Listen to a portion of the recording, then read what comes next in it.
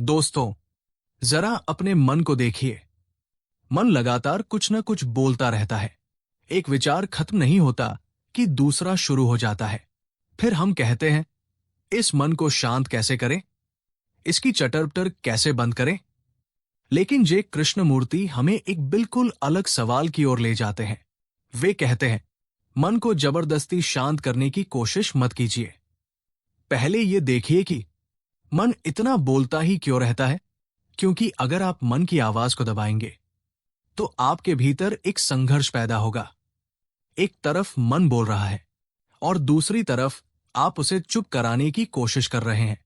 तो फिर भीतर दो हिस्से हो गए, एक जो बोल रहा है और दूसरा जो उसे रोकना चाहता है। यही संघर्ष है। इसलिए सवाल ये नहीं है कि मन की चटर-पटर कैसे बंद करूं। सवाल ये है, मेरा मन लगातार बोल क्यों रहा है। थोड़ा रुककर इसे देखिए। क्या ये केवल आदत है? क्या आपका मन इतने समय से लगातार व्यस्त रहने का आदी हो चुका है कि उसे खाली रहना ही नहीं आता? या फिर ये आलस्य है? या शायद मन को किसी न किसी चीज में उलझे रहना अच्छा लगता है। क्योंकि जब मन किसी चीज में व्यस्त रहता है तो उसे अपने भीतर देखने की जरूरत नहीं पड़ती।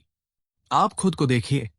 रसोई में है तो कुछ सोच रहे हैं, ऑफिस में है तो कुछ सोच रहे हैं, परिवार के बीच है तो कुछ सोच रहे हैं, अकेले हैं तो भी मन किसी न किसी बात में उलझा हुआ है। यहां तक कि बिस्तर पर लेटे हुए भी मन चल रहा है। आखिर क्यों? क्या आपने कभी सच में इस सवाल को देखा है, मेरा मन हर समय किसी न किसी चीज में व्यस्त क्यों रहता है? तुरंत जवाब मत दीजिए। क्योंकि जैसे ही आप तुरंत जवाब देते हैं आप फिर शब्दों में चले जाते हैं। इसके बजाय अपने मन को देखिए। शायद आपको धीरे धीरे कुछ दिखाई दे। हो सकता है मन खाली होने से डरता हो। क्योंकि अगर वो व्यस्त नहीं रहेगा तो फिर क्या बचेगा? शायद उसे डर है कि अगर विचार रुक गए, अगर बातें रुक गई, अगर अंदर कोई हलचल नहीं रही तो फिर मैं कहाँ रहूंगा। यही बहुत गहरी बात है। कहीं ऐसा तो नहीं कि मन अपने अस्तित्व का अनुभव ही अपनी लगातार चलती हुई गतिविधियों से करता है। मैं सोच रहा हूं इसलिए मैं हूं। मैं किसी चीज के बारे में चिंतित हूं इसलिए मैं मौजूद हूं। मैं किसी लक्ष्य के पीछे भाग रहा हूं इसलिए मेरा जीवन चल रहा है। तो क्या हमारा लगातार व्यस्त रहना वास्तव में भीतर के डर से बचने का एक तरीका है? मन कुछ न कुछ करता रहता है, सोचता रहता है, याद करता रहता है, कल्पना करता रहता है। क्यों? शायद इसलिए कि उसे अपने खालीपन का सामना न करना पड़े। और अगर ऐसा है तो फिर मन की ये चटर-पटर सिर्फ एक आदत नहीं है, इसके पीछे डर भी हो सकता है। और जब डर से बचने के लिए मन लगातार व्यस्त रहता है तो उसकी ऊर्जा लगातार खर्च होती रहती है। सोचिए, अगर कोई व्यक्ति बिना रुके घंटों चलता रहे तो उसकी ऊर्जा खत्म हो जाएगी।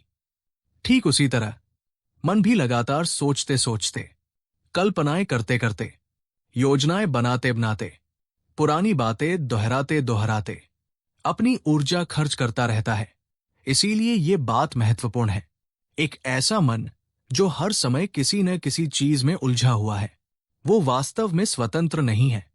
वो चाहे ईश्वर के बारे में सोच रहा हो, धर्म की बातें पढ़ रहा हो, किसी गुरु के बारे में सोच रहा हो या किसी लक्ष्य के पीछे भाग रहा हो, अगर वो हर समय व्यस्त है तो वो अपने आप को देखने के लिए खाली ही नहीं है।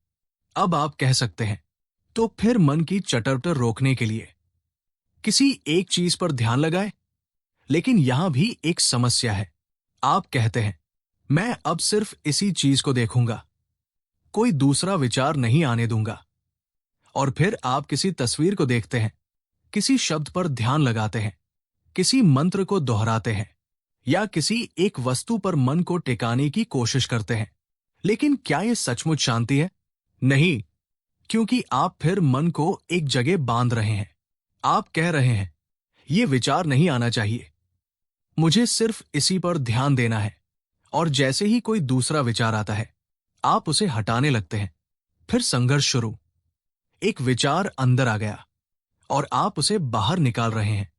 यानी कॉन्सेंट्रेशन, एकाग्रता, कई बार खुद एक तरह की मजबूरी बन जाती है। आप अपने चारों ओर एक दीवार बना लेते हैं और फिर कहते हैं, मुझे ध्यान लगाना है। लेकिन ध्यान क्या वास्तव में ऐसा है? कृष्णमूर्ति यहाँ एक बहुत महत्वपूर्ण अंतर बताते हैं। एकाग्रता और ध्यान एक ही चीज नहीं है। एकाग्रता में आप अपनी ऊर्जा को एक खास चीज पर केंद्रित करते हैं। आप कहते हैं, मुझे इसी पर ध्यान देना है, और इसके लिए आप बाकी सबको हटा देते हैं। लेकिन ध्यान में ऐसा कोई संघर्ष नहीं है। ध्यान में आप किसी चीज को पकड़ते नहीं हैं। आप किसी चीज को जबरदस्ती हटाते भी नहीं हैं। आप बस देखते हैं, पूरी तरह देखते हैं, पूरी तरह सुनते हैं, पूरे शरीर के साथ, पूरे मन के साथ, बिना किसी चुनाव के। जरा अभी करके देखिए। जब कोई आपसे बात कर रहा हो, तो क्या आप सचमुच उसे पूरी तरह सुन सकते हैं, बिना बीच में अपना जवाब तैयार किए, बिना ये सोचे कि अगला वाक्य क्या होगा, बिना अपने बारे में सोचते हुए? सिर्फ सुनिए, पूरी तरह। जब आप इस तरह सुनते हैं, तो एक अद्भुत बात दिखाई दे सकती है। उस क्षण सुनने वाला मैं बीच में नहीं रहता। बस सुनना होता है। कोई अलग केंद्र नहीं, कोई मैं नहीं जो कह रहा हो। मैं ध्यान दे रहा हूं। बस ध्यान है। और जहां ये पूरा ध्यान है, वहां मैं का केंद्र बहुत हल्का हो जाता है। वहां कोई सीमा नहीं रहती, कोई दूरी नहीं रहती। आप और जिसे आप देख रहे हैं, उसके बीच वो मानसिक दीवार नहीं रहती। लेकिन हम क्या करते हैं? हम सोचते हैं, मुझे ध्यान करना सीखना है। फिर किसी तरीके की तलाश करते हैं, किसी गुरु के पास जाते हैं, किसी अभ्यास को पकड़ते हैं, किसी तकनीक को दोहराते हैं, और फिर कहते हैं, मुझे रोज ध्यान का अभ्यास करना है। लेकिन क्या ध्यान वास्तव में अभ्यास से पैदा हो सकता है? अगर आप ध्यान को पाने के लिए अभ्यास कर रहे हैं, तो क्या आप पहले से ही किसी लक्ष्य के पीछे नहीं भाग रहे? और जहां लक्ष्य है, वहां फिर वही मैं आ गया। मुझे ध्यान प्राप्त करना है, मुझे शांत होना है, मुझे अपने विचार रोकने हैं, और फिर वही संघर्ष। इसलिए शायद सबसे महत्वपूर्ण बात यह है, मन को चुप कराने की कोशिश मत कीजिए। पहले उसे देखिए। वो क्यों बोल रहा है? वो किससे बच रहा है? वो हर समय व्यस्त क्यों रहना चाहता है? क्या उसे खाली होने से डर लगता है? क्या उसे डर है कि अगर विचारों की ये भीड़ हट गई, तो उसके पीछे कुछ भी नहीं बचेगा? इन सवालों का उत्तर शब्दों में मत खोजिए। बस देखिए, शांत होकर देखिए। क्योंकि शायद मन को शांत करने का रास्ता उसे जबरदस्ती शांत करने में नहीं है, बल्कि उसे पूरी तरह देखने में है। और जब देखने वाला ही बीच में नहीं रहता, तब शायद पहली बार मन को किसी चीज से लड़ना नहीं पड़ता।